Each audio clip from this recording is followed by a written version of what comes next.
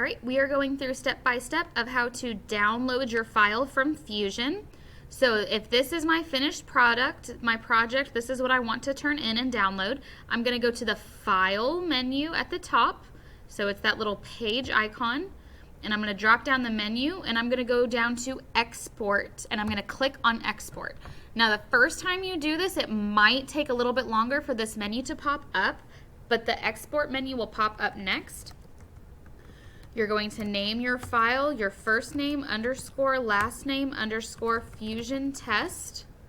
And you need to make sure that it is an F3D file. Do not download any other type of file.